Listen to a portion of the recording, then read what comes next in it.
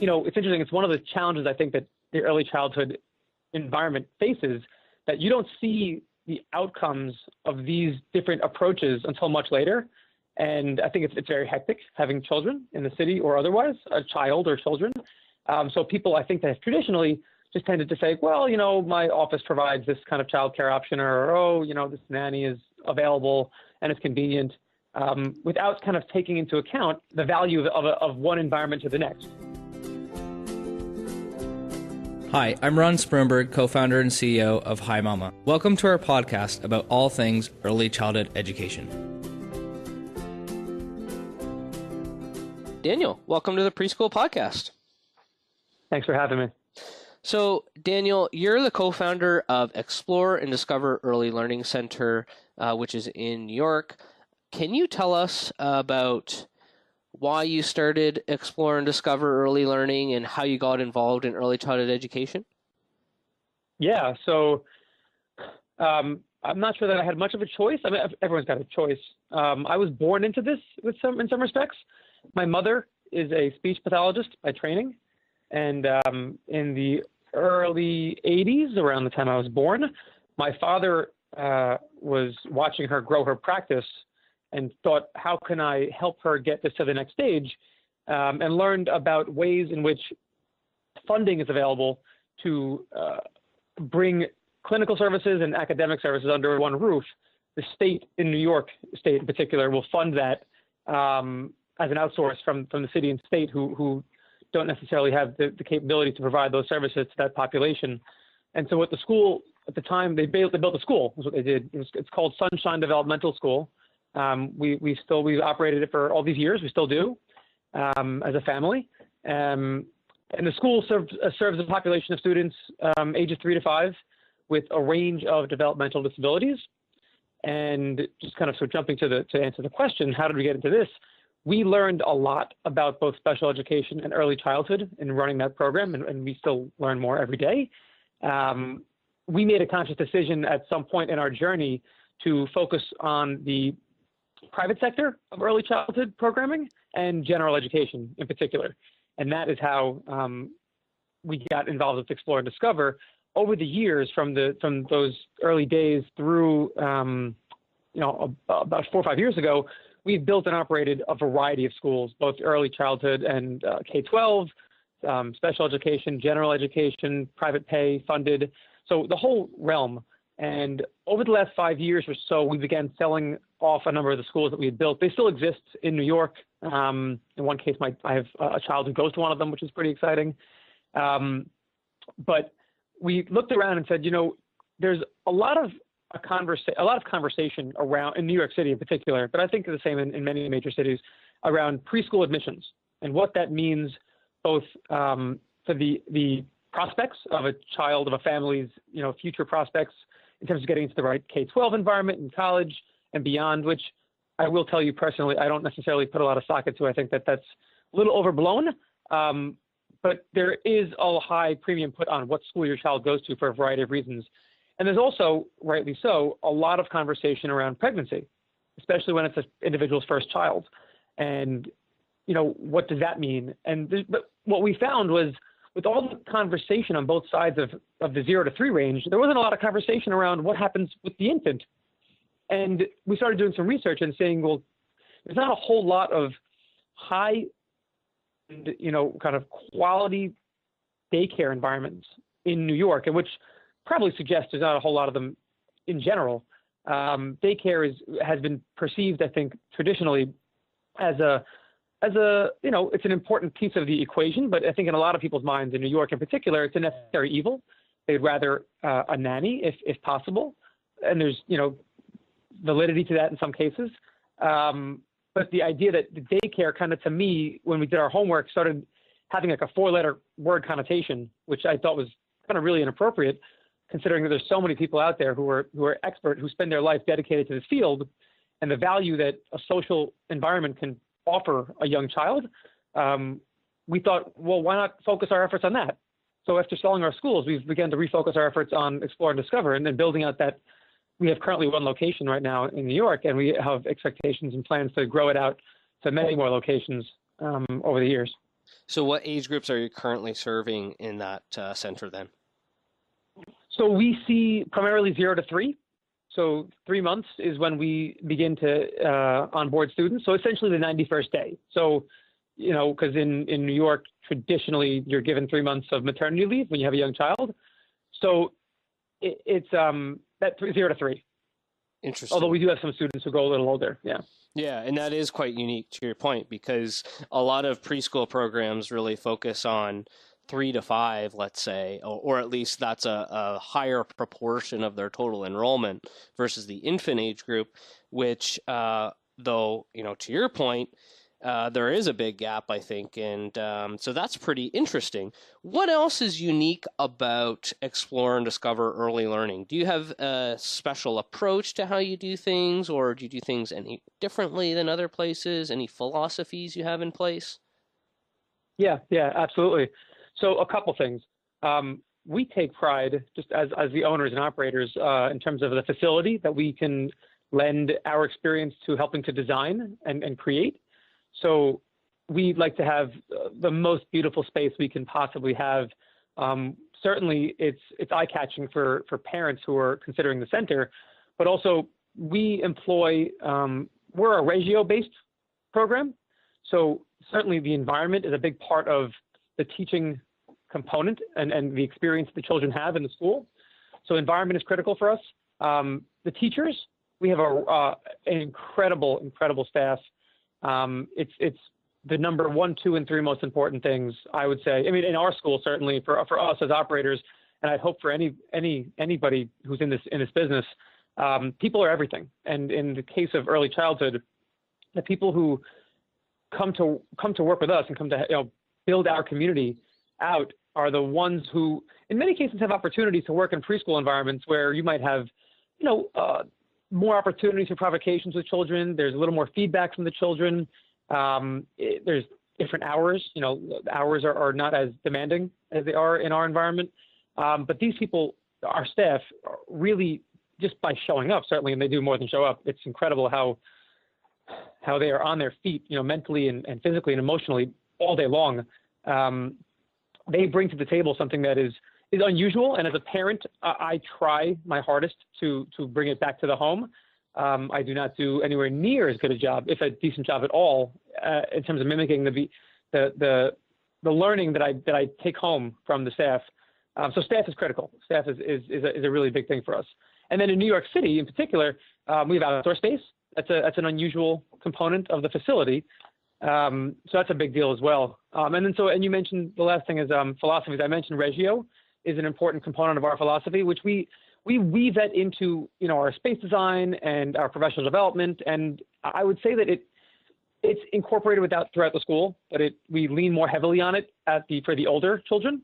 With the younger children, the infants in particular, we employ an approach, it's called RIE for shorthand, Resources for Infant Educare. It is I had not heard of it until we got involved in this program. Some of our incredible staff brought it to my attention, and we built programming around that. It essentially, I'm not to butcher it or to lessen this for any RIE practitioners out there listening, but it essentially speaks to a concept of respect for babies, the idea that babies, just because they can't communicate the way that you and I are communicating, doesn't mean they don't have feelings and emotions and opinions, and should be treated as such. So, as an example, what you would find in most environments is the time has come for a child to have a diaper change, and the child's diaper gets changed. There's not much of a conversation with the child, nor is there, a vote on the child's part. In Explore and Discover, it's a little more of a respectful conversation. Even the child might not want a diaper change, but they might need one. But the idea is like, Chloe, I think you might need a diaper change. Are you ready to have your diaper changed? Before you grab a child and start to, put them on a table and go through this event, there's a more intimate way to go about it. And what we find is that not only does that is a more thoughtful way to approach children, but the research demonstrates that it leads to a much better outcome for the children longer term, which I think is, it's interesting. It's one of the challenges I think that the early childhood environment faces, that you don't see the outcomes of these different approaches until much later. And I think it's very hectic having children in the city or otherwise, a child or children. So people, I think, that have traditionally just tended to say, well, my office provides this kind of childcare option, or, oh, this nanny is available and it's convenient, without kind of taking into account the same way that they might for, high school selection or preschool selection even, the value of one environment to the next. Environment speaking to both the physical plant and the staff and the whole programming itself. Yeah, that's a really good point about, not being able to see a lot of the outcomes immediately. And especially in today's world where most people are seeking some type of immediate positive response or reaction to their actions, that is certainly a challenge.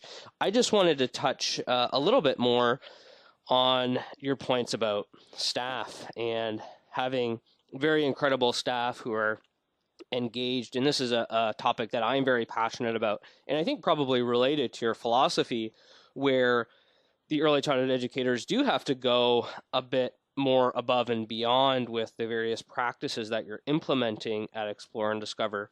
So can you tell us a little bit about how you attract and retain such engaged early childhood educators in your programs? Yeah, so it's interesting. I just got done reading an article from the Harvard Business Review that I can send to you after if you'd like to see it, about finding meaning in your work, and how it gives an example of you could have a guy who's essentially, running a hedge fund or something that, that falls into that category of just the perception is like big money and, hence big happiness. Whereas you can have a guy who cleans the sludge out of the subway in New York City and somehow they're super happy and the hedge fund guy is not happy with themselves. And how is that possible if everything is so driven in our environment, in our world around, work and productivity and that kind of thing. Right. And I think that it's a high-minded concept, but I think it boils down to, you have to make the environment, you have to find kind of meaning and purpose in your work. I think that a lot of the folks who work with us, our community, our staff at Explore and Discover, view it that way.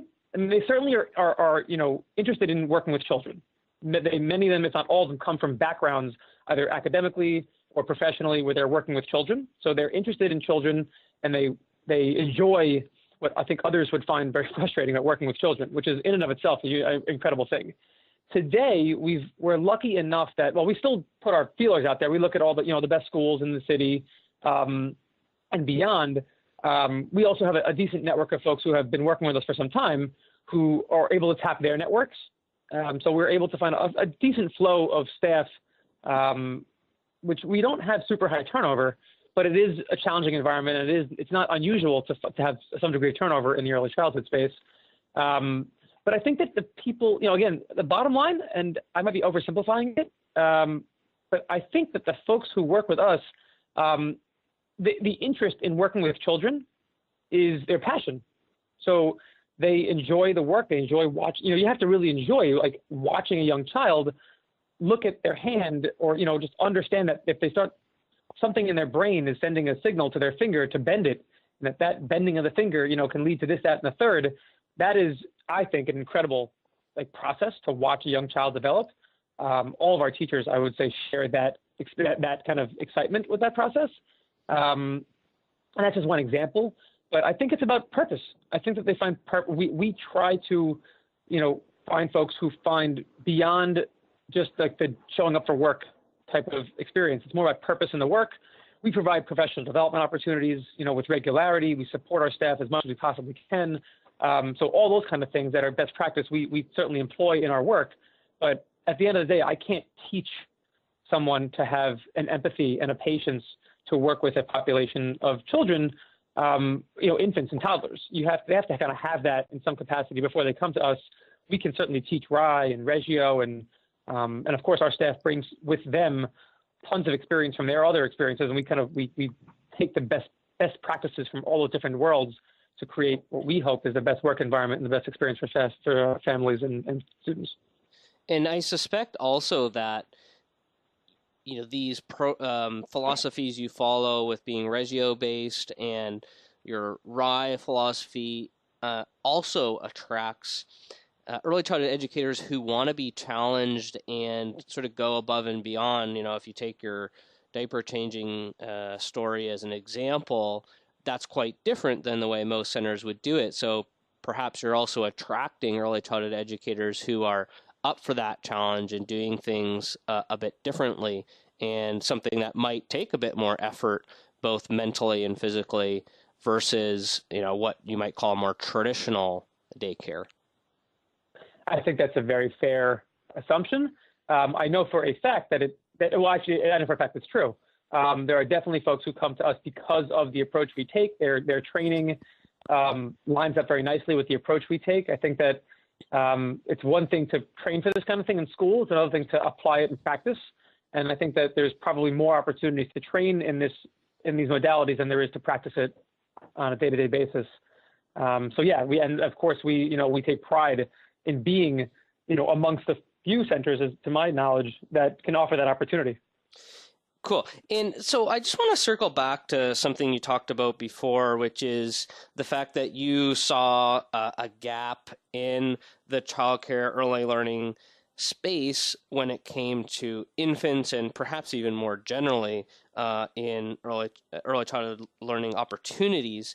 And you're in one of the biggest cities in the world, New York City, and there's a lack of childcare and early education opportunities for parents. So we can only imagine, as you said, outside of New York City, that those gaps must exist as well.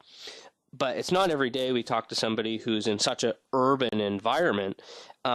Is there anything that you think is unique about operating an early learning center in a place like Manhattan? Well, in the absence of knowing what it's like to run a center outside of Manhattan, I can tell you that it comes with its own challenges and opportunities. I mean, it's certainly a very dense city, so there's a lot of people here. There's also a lot of options. So when I say that there's a lacking in early childhood, opportunities, what I really mean is in high quality early childhood opportunities, and in particular, I mean infant and toddler. So there are plenty. There's dozens and dozens of daycare centers. There's dozens and dozens of preschools. What I generally tend to find is that most of the centers that I see, and this is probably accurate beyond just New York City, tend to focus on a 0 to 5 age range, which is totally fine. And I understand why. We've done it before, and we may very well again. But what we like about this, as compared to those other examples, is generally speaking, it's a major generalization, but I'll make it for the sake of the argument. So centers that focus on 0 to 5, from my experience, tend to have a more heavy focus on the preschool aspect, with the early childhood component being more of an accommodation for families with younger children. So it's a way to, it's a place for your child to be. It's a way for them to kind of gain some exposure to things, but it's not a bad thing, but it's not as nuanced as we would take it. So for example, the furniture you might have in a center that serves 0 to 5, you might have the same furniture throughout the school, which would make sense in some regards. But when it comes to the physical development of a young child, if they're sitting in a chair that's too tall for their feet to touch the ground, that has a negative ramification. The ability to be able to find pressure on the ground and focus, all these different things are connected. We kind of look at that as a very narrow example, and there's many more, to say, well, wouldn't it be more appropriate to give these young children their own environment, give them their own space to develop at their own pace? We actually break down infants and toddlers beyond just 0 to 3. We have a couple of specific age groups within that breakdown that focus on mobility. So, you have children who are on their bellies, the youngest children are starting on their bellies, then they're able to kind of crawl up and move around a little bit supported, then they can start walking, then they can start running. So we try to separate the age groups that we offer at Explore and Discover based on those different stages, because a child who's running, there's potential safety issues. If a child's running versus a child who's, on their belly and can't defend themselves, God forbid they get stepped on by an unsuspecting young child.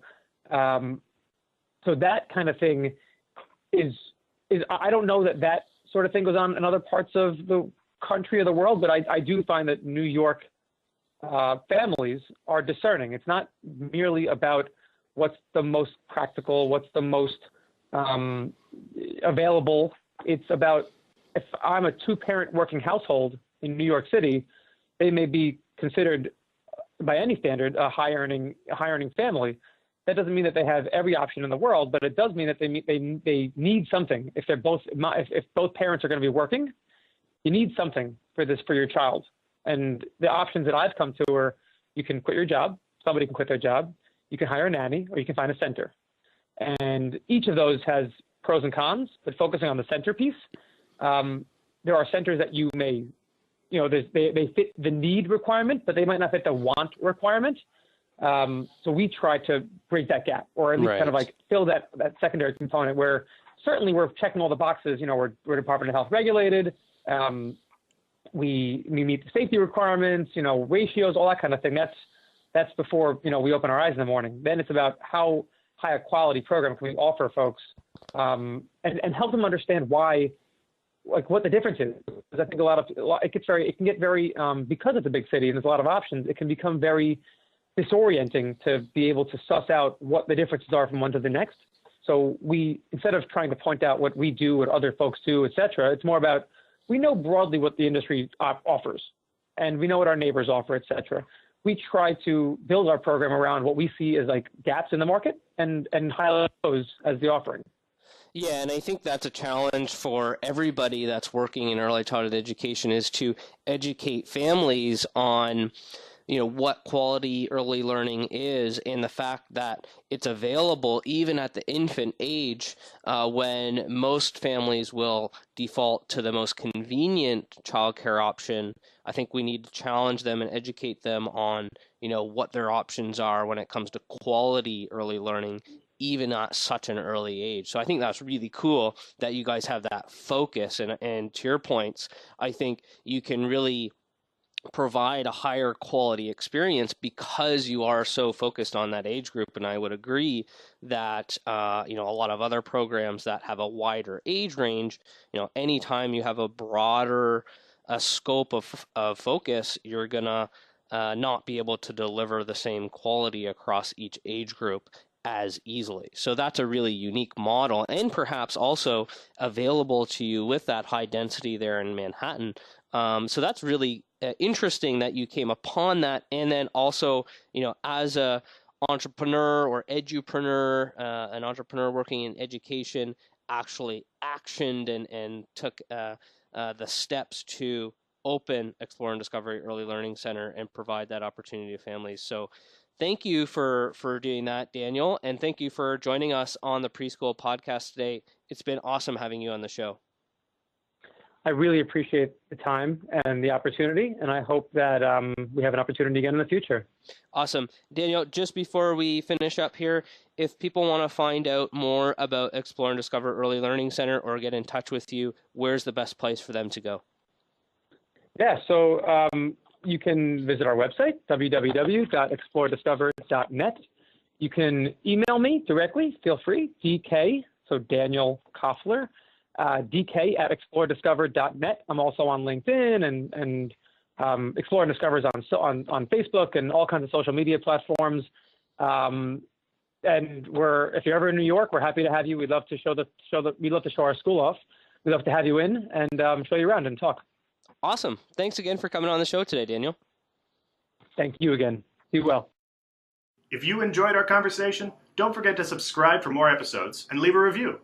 The Preschool Podcast is brought to you by Hi Mama.